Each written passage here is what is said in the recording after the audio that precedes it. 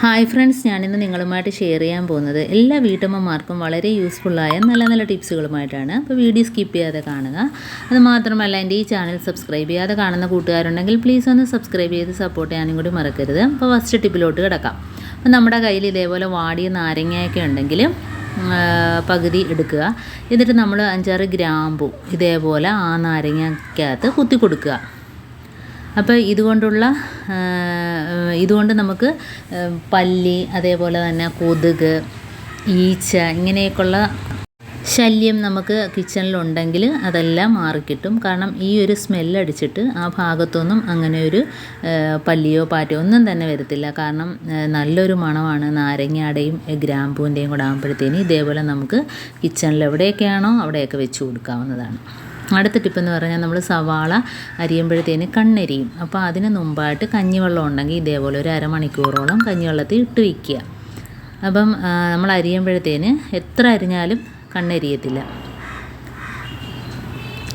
അപ്പോൾ ഇതേപോലെ അരമണിക്കൂറും വിട്ട് വെക്കുക. പിന്നെ നല്ല ചൂട് കഞ്ഞിവെള്ളമാണെങ്കിൽ നമ്മൾ ഇതേപോലെ കുട്ടികളാണേലും വലിയവരാണേലും കൊണ്ടുവന്ന കുപ്പിയുണ്ടല്ലോ, അതിനകത്ത് കുറച്ച് ഒഴിച്ചിട്ട് നല്ലോണം ഒന്ന് ഷേക്ക് ചെയ്ത് കൊടുക്കുക. അപ്പോൾ അതുകൊണ്ട് അതിനകത്തുള്ള ആ ഇഴുക്കലും അതേപോലെ തന്നെ അതിനകത്തുള്ള ബാഡ് സ്മെല്ലാം പോയിട്ട് നല്ല രീതിയിൽ തന്നെ ക്ലീനായി കിട്ടും. അപ്പോൾ അതിനകത്തുള്ള ഇഴുക്കലും അതെല്ലാം മാറിയിട്ട് കുപ്പി നല്ല മണമായിരിക്കും. അപ്പോൾ ഇതേപോലെ ഒന്ന് കഞ്ഞിവെള്ളം ഒഴിച്ച് ഷേക്ക് ചെയ്ത് കളഞ്ഞാൽ മതി.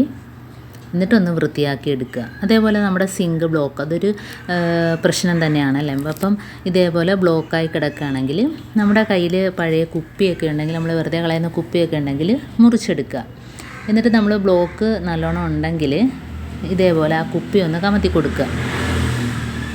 ഇതേപോലെ നമ്മൾ ആ സിങ്കിനകത്ത് ഇതേപോലെ കമത്തിയിട്ട് എടുക്കുമ്പോഴത്തേനും വെള്ളം പോകുന്നുണ്ടെങ്കിൽ വലിയ ബ്ലോക്കൊന്നും കാണത്തില്ല.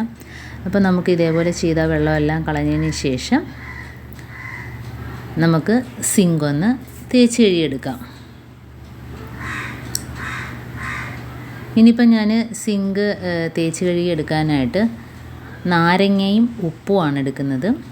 അപ്പോൾ പകുതി നാരങ്ങ മതിയാകും. എന്നിട്ട് കുറച്ച് ഉപ്പ് പൊടി, ഇപ്പോൾ വെള്ളം ഒഴിച്ച് നമുക്കതൊന്ന് കളയാം. ഇപ്പോൾ കണ്ടോ, പോകുമ്പോഴത്തേന് വെള്ളം നല്ല രീതിയിൽ പോകുന്നുണ്ട്. അപ്പോൾ വലിയ ബ്ലോക്ക് ഇല്ല.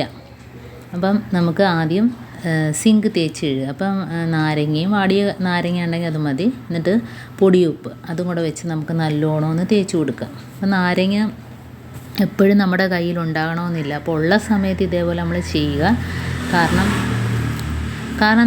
നാരങ്ങയുടെ ആ ഒരു സ്മെല്ലും പ്രത്യേകിച്ച് ഉപ്പും കൂടെ ആകുമ്പോഴത്തേനും നമുക്ക് അതിനകത്തുനിന്ന് വരുന്ന ചെറിയ പാറ്റ, ഉറുമ്പ്, അപ്പം അങ്ങനെയുള്ള ശല്യങ്ങളൊക്കെ നമുക്ക് ഒഴിവാക്കി കിട്ടും.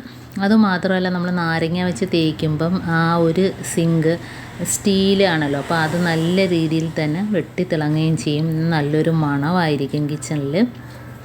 പിന്നെ ഉപ്പ് പൊടിയും കൂടെ ആകുമ്പോഴത്തേനും നല്ല രീതിയിൽ തന്നെ നമുക്ക് വെളുത്ത് കിട്ടുകയും ചെയ്യും. അപ്പോൾ ഈ വെള്ളം പോകുന്നത് അതിനകത്തോട് ആയതുകൊണ്ട് നമുക്ക് അതിനകത്തിൽ നിന്നുള്ള ആ ബാഡ് സ്മെല്ലൊക്കെ പോയി കിട്ടും.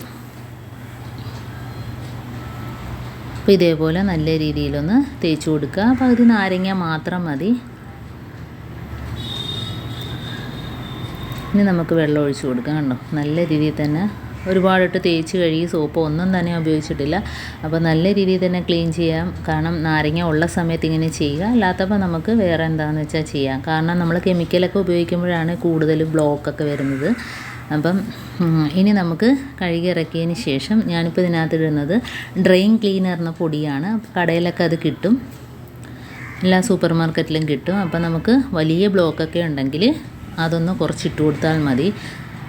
അപ്പോൾ നമുക്ക് ആദ്യം ചൂടുവെള്ളം ഒഴിച്ച് കൊടുക്കുക. അപ്പോൾ ഞാൻ കുറച്ച് ചൂടുവെള്ളം ഒഴിച്ച് എടുത്തതിന് ശേഷം നമുക്ക് ഈ പൊടി ഇട്ട് കൊടുക്കാം. അപ്പോൾ ഇത് കുട്ടികൾ ഉള്ള സമയത്ത് ഇടരുത്, കുട്ടികൾ എടുക്കുന്ന സ്ഥലത്ത് വെക്കരുത്. ഭയങ്കര ഒരു എഫക്റ്റാണ് ഈ പൊടിക്ക്. അപ്പം നമ്മളത് ഇടുമ്പം തന്നെ അതിനകത്തുനിന്നൊരു പുക വരും. കാരണം അത്ര ശക്തിയാണ്. ഇതിപ്പോൾ ഞാൻ വലിയ ബ്ലോക്കില്ലാത്തതുകൊണ്ട് കുറച്ച് മാത്രമേ ഇടുന്നുള്ളൂ. അപ്പം ഡ്രെയിൻ ക്ലീനർ എല്ലാ കടയിലും കിട്ടും. അപ്പോൾ വലിയ ബ്ലോക്കൊക്കെ ഉണ്ടെങ്കിൽ ഇത് മേടിച്ച് കുറച്ച് കൂടുതലങ്ങ് ഇട്ട് കൊടുക്കുക. അപ്പോൾ രാത്രി നമ്മൾ കിച്ചൺ ഉപയോഗമൊക്കെ കഴിഞ്ഞതിന് ശേഷം വേണം ഇതിട്ട് കൊടുക്കാൻ. ഇതിപ്പോൾ ഞാൻ വെള്ളം ഒരു സ്വല്പം ഒഴിച്ചു കൊടുക്കേണ്ടുള്ളതാണ്. ഇപ്പം അതിനകത്ത് നനവുള്ളത് കൊണ്ട് ഞാൻ ഒഴിച്ചു കൊടുക്കുന്നില്ല. കാരണം ആ പൊടി അതിനകത്ത് ചെന്നിട്ട് അതങ്ങ് അലിഞ്ഞ് ഇറങ്ങിക്കോളും. ബ്ലോക്കൊക്കെ ഉണ്ടെങ്കിൽ അലിഞ്ഞ് പോയിക്കോളും. ഇപ്പോൾ രാവിലെ ആകുമ്പോൾ നമുക്ക് ക്ലീനാക്കി എടുത്താൽ മതി. അപ്പം ഇതേപോലെ എൻ്റെ ടിപ്സുകൾ നിങ്ങൾക്ക് ഇഷ്ടമാനിയായിരിക്കുന്നു. ഈ ടിപ്സിൽ ഏതെങ്കിലും ഒന്ന് യൂസ്ഫുള്ളായിട്ട് തോന്നിയിട്ടുണ്ടെങ്കിൽ ഒന്ന് ലൈക്ക് ചെയ്യാനും കമൻറ്റ് ചെയ്യാനും സബ്സ്ക്രൈബ് ചെയ്യാനും മറക്കരുത്. കൂട്ടത്തിൽ ബെല്ലൈക്കൻ എനേബിൾ ചെയ്യാനും മറക്കരുത്. എന്നാൽ മാത്രമേ ഞാനിടുന്ന ഓരോ വീഡിയോസും നിങ്ങളുടെ മുമ്പിൽ നോട്ടിഫിക്കേഷനായി എത്തുകയുള്ളൂ. അപ്പോൾ ഇനിയും നല്ല നല്ല ടിപ്സുകളുമായിട്ട് വീണ്ടും കാണാം. അതുവരേക്കും താങ്ക്സ് ഫോർ വാച്ചിങ്.